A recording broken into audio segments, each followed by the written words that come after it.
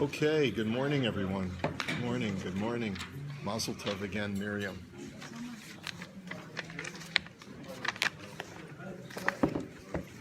Okay.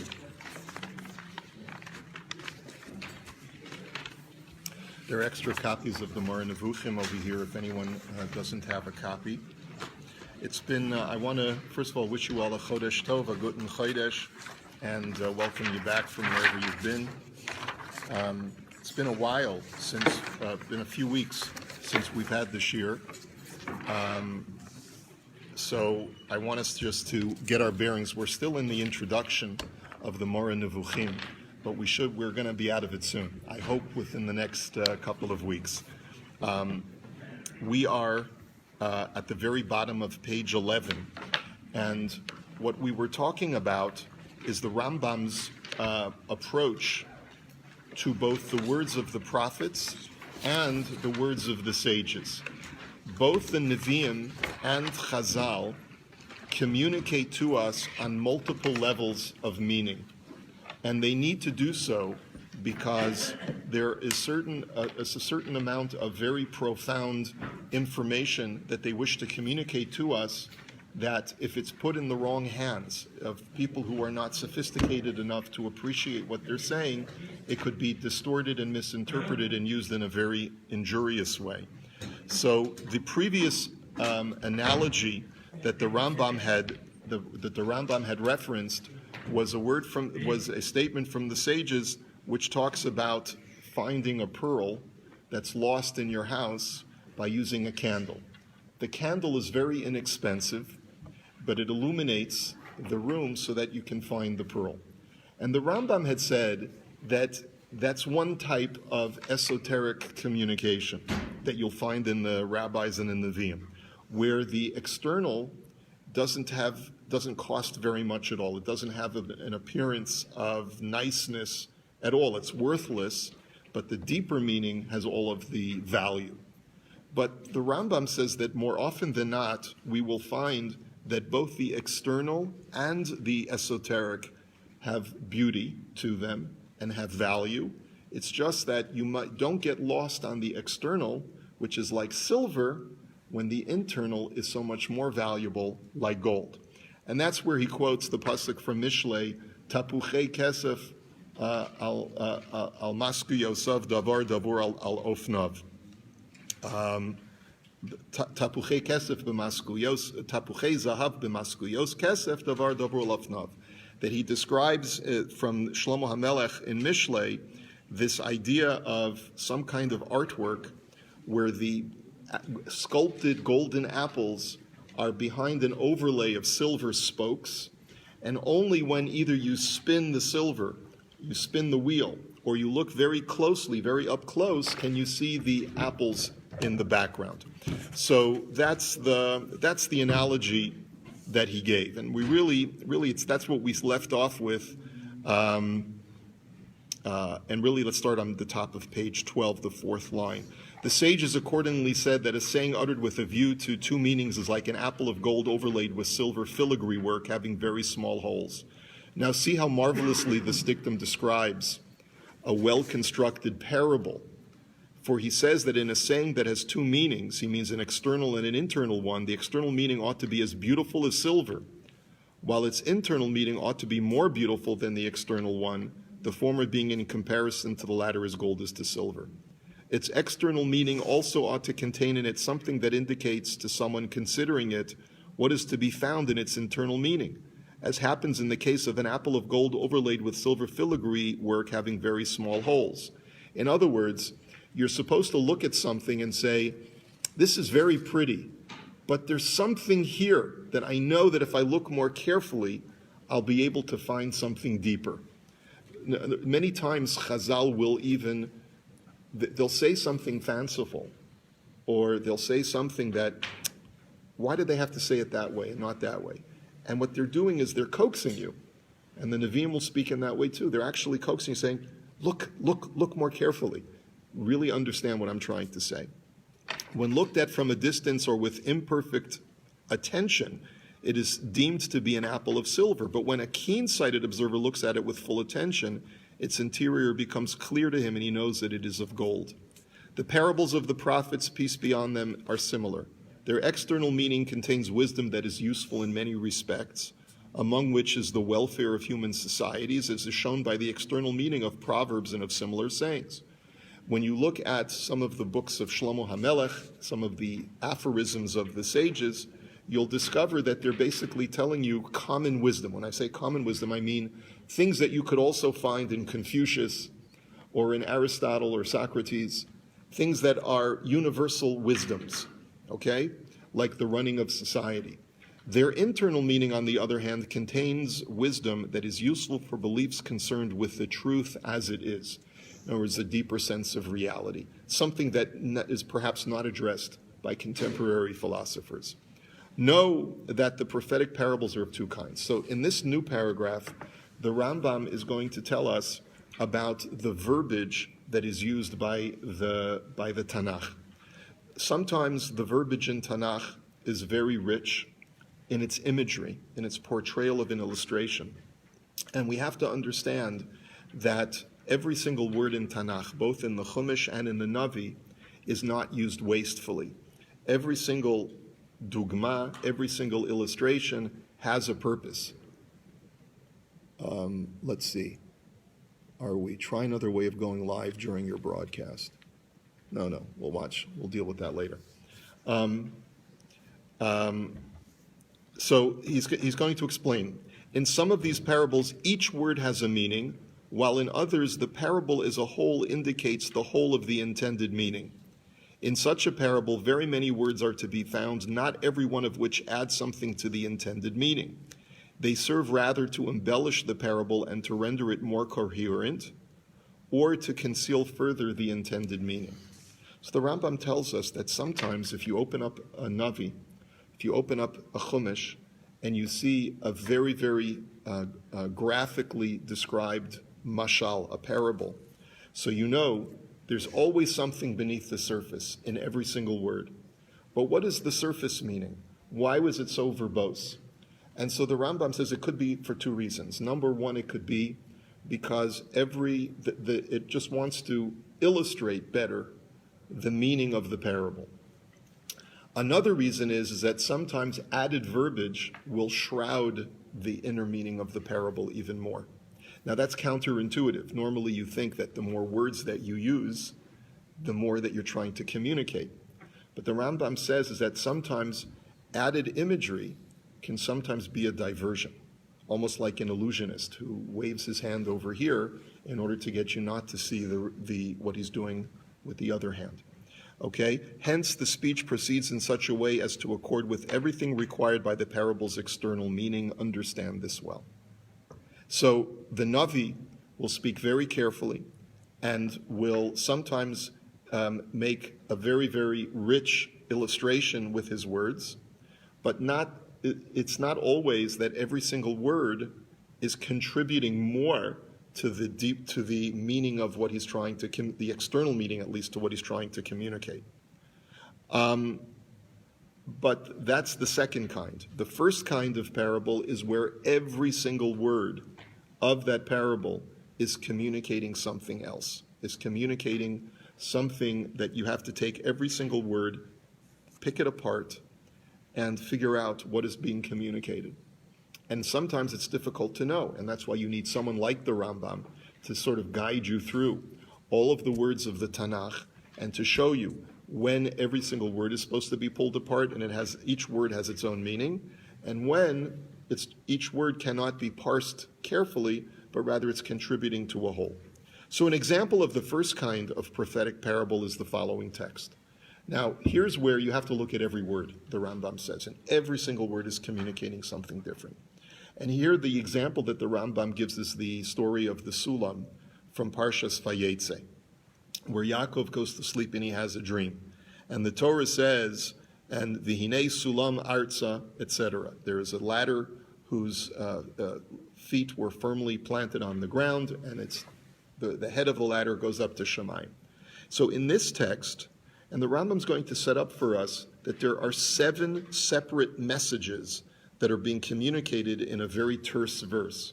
So let's look at it carefully. And here's where the Hebrew might be helpful. So I'll say the Hebrew words as well. The word sulam, the ladder, indicates one matter, one inyan, one subject. The words mutzav arza, it's resting on the feet of the ladder are on the ground. That's a second issue. The words virosho magia hashamayma, and its top was going up to heaven, that's indicative of a third issue. And vihine malachei Elokim, those are the next words, behold, the angels of God, that's number 4. The word olim, going up, is a 5th matter, and the words yoridim is a 6th matter, and the words v'hinei Hashem nitzav alav, and behold, these are the words of the second of the very next pasuk, and behold, God was standing over the ladder, is the 7th matter that's being communicated. Thus, every word occurring in this parable refers to an additional subject in the complex of subjects represented by the parable as a whole. Now, interestingly enough, the Rambam is not telling us what those 7 things are. Fortunately, we have some very sophisticated meforshim on the Moreh Nevukhim. So, Rav Chazda Ibn Kreskas tells us, who's one of the Rishonim, who's extremely steeped in Aristotelian philosophy and his understanding of the Rambam especially. He actually wrote a commentary to Aristotle as well, Kreskas, in addition to writing a commentary on the Moreh Nevukhim. And he tells us that what the Rambam is alluding to is that this short passage is describing all of reality that Hashem created in the world. And what is it representative of? There's the earth, and then there's the heavens. There's the physical realm, and then there's the spiritual realm above it. And there's a sulam, there's a ladder that connects everything in the universe from the lowliest on the earth to the highest in the heavens. That it's not a disconnected creation, it's all one unitary creation because it emanates from a unitary God, and that's represented by the sulam. Now, Mutzav Arza represents the lowest aspects of creation in the physical, corporeal world. Virosho Magia Hashamayma, that's the 3rd matter, is that its head reaches the heavens. So you've got the first 3, the Sulam, all of existence, that is connected. Mutzav Arza, physical matter. Rosho Magia Hashamayma, spiritual, celestial matter in the heavens. V'hinei malachei Elokim, and behold, the angels of God. Now, an angel is an agent. That's another word for angel. And that there are many agents of Hashem who are affecting different things in the universe. Sometimes those agents of change emanate from above, from the heavenly sources, and affect things that are going on in this world. Sometimes the agents are man, and other really man is the only creature of will who can actually create a change of going on in the heavens. So therefore, Malachei Elokim refers to all of God's agents that exist in reality, both human beings who are olim, right, that we affect change by emanating our will from here and going up. That will sort of has a transformative effect on going up in the celestial realms. And viordim, and sometimes there is a reactionary effect coming from the angelic forces or the celestial forces which affect man, and that's yordim. Okay?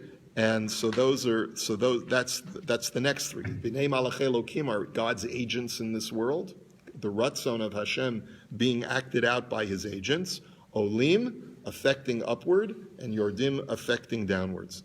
V'hinei Hashem nitzav alav, the 7th, is the idea that God is supervising the entire system. That everything is under Hashem's providence. Nothing happens without Hashem's providence and will, making sure that everything is running according to his will. So that's a beautiful explanation of these 7 different ideas that you can only extract if you carefully parse every single word of that very short passage. Okay? So he says, That's an example of where you have to look very carefully at every word of the Navi or every word of the Chumash and be able to pull out an important series of messages. But an example of the second kind of prophetic parable is the following text. Now, we're not going to go through the entire text in Hebrew, but this is a series of passages from the 7th chapter of Mishlei, verses 6 through verse 21. And what these verses are basically telling us is sort of the whole theme of Sefer Mishlei, which is don't get bogged down by the attractions and the allures of the physical world. Focus rather on the main event and the main purpose in life, which is the service of Hashem and trying to attain spiritual perfection. That's really, in a nutshell, the theme of Mishlei. And Shlomo HaMelech,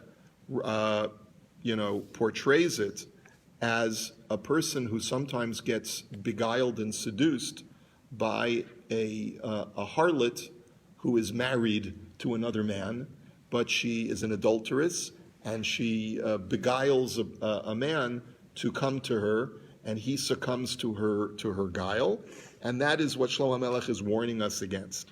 So, for at the window of my house I looked forth through my lattice, and I beheld among the thoughtless ones, I discerned among the youths, a young man void of understanding, passing through the street near her corner, and he went the way to her house in the twilight, in the evening of the day, in the blackness of night and the darkness. Again, it's all descriptive of, the darkness and the murkiness of a person's vision in this world. And behold, there he met a woman with the attire of a harlot and wily of heart. She is riotous and rebellious, etc. Now she is in the streets, now in the broad places, etc. So she caught him, she snares him. Sacrifices of peace offerings were due from me, etc. Therefore came I forth to meet you, etc. I have decked with coverlets, etc. This is all what the woman is saying to him in order to seduce him.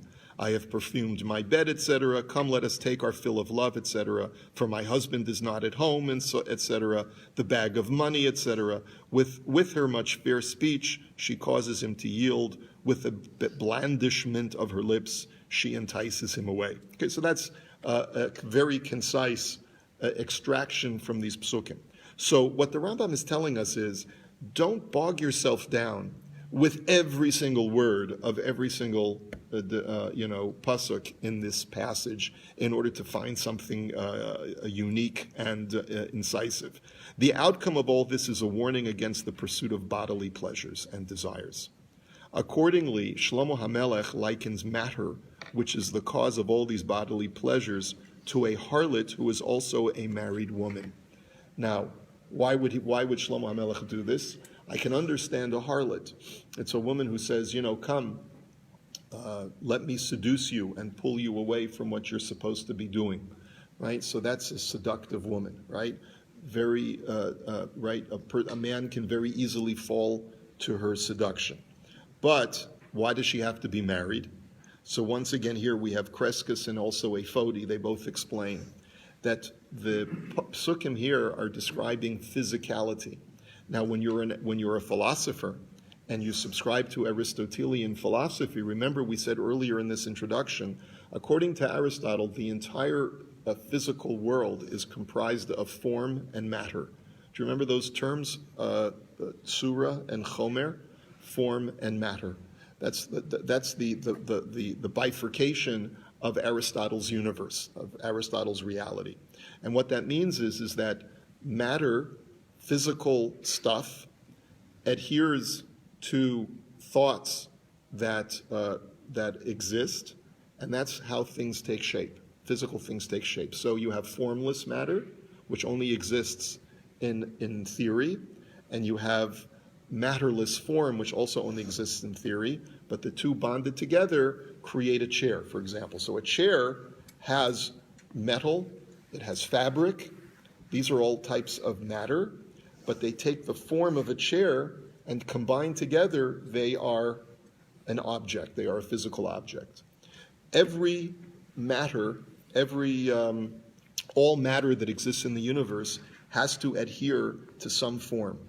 But what a person does when he is given to seduction is that he tries to take things that are out there that are already adhering to other form, and he tries to ingest them and make them a part of himself so that they adhere to his form.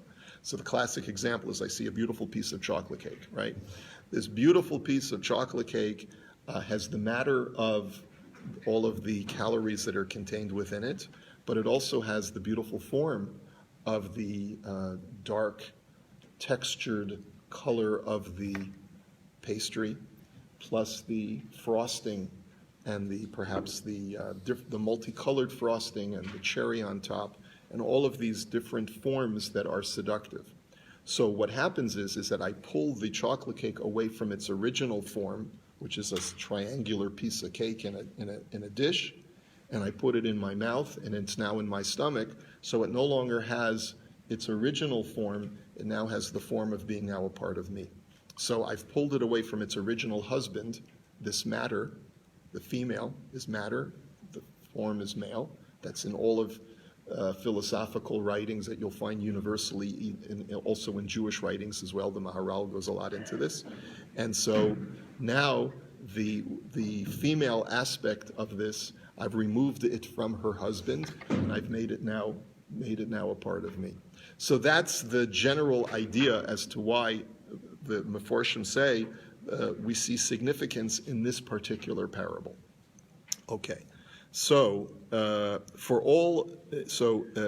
in fact, his entire book is based on this allegory, and we shall explain in various chapters of this treatise his wisdom in likening matter to a married harlot, and we shall explain how he concluded this book of his with a eulogy of the woman who is not a harlot, but confines herself to attending to the welfare of her household and her husband. And of course, this is towards the end of Sefer Mishlei. Why Shlomo HaMelech describes his lament over such a righteous woman who does not depart from her proper form, that will also explain on a philosophical level. For all the hindrances keeping man from his ultimate perfection, every deficiency affecting him and every disobedience come to him from his matter alone, from his chomer, his physicality, his corporeality, and not from this spiritual or form-related side, as we shall explain in this treatise. This is the proposition that can be understood from the parable as a whole. And I mean that man should not follow his bestial nature. I mean his matter, for the proximate matter of man is identical with the proximate matter of all other living beings. Your physical makeup is no different from all other living beings. And as I've explained this to you and disclosed the secret of this parable, you should not hope to find some signification corresponding to every subject occurring in the parable. That's the point that he wants to make, is that now that I've told you the general overarching idea of what this parable is communicating, you don't need to break down every single word like we did by the illustration or the exercise of the Sulam and come to the same conclusion. So that you could say, what can be submitted for the words, sacrifices of peace offerings were due for me, this day have I paid my vows. What subject is indicated by the words, I have decked my couch with coverlets? And what subject is added to this general proposition by the words, for my husband is not at home? The same holds good for the other details in this chapter, for all of them only figure in the consistent development of the parable's external meaning, the circumstances described in it being of a kind typical for adulterers. Also, the spoken words and other such details are of a kind typical of words spoken among adulterers. Understand this well from what I have said, for it is a great and important principle with regard to matters that I wish to explain.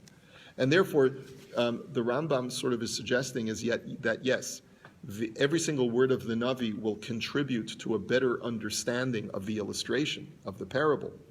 But not always will we be able to make a one-to-one correlation between every single word of the Navi and a specific, unique, different idea or principle that is being communicated by this. This is a bit controversial because what the Rambam is essentially suggesting is that sometimes Tanakh is very exact in the words that it chooses, and sometimes it adds certain words to enhance the illustration that's being communicated so a person gets a better idea. And like he said before, sometimes the added words will actually be there to further shroud in mystery the deeper meaning of what is trying to be communicated. Okay, any questions or comments at this point?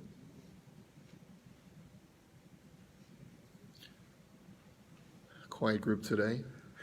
We're sort of getting back to ourselves. Okay, so why don't we hold it here for today? Because it's Rosh Chodesh, we have to start a few minutes late. And we will, Be'ezrat Hashem, continue this next Monday. I hope you all have a wonderful day. A guten Chodesh. It seems like the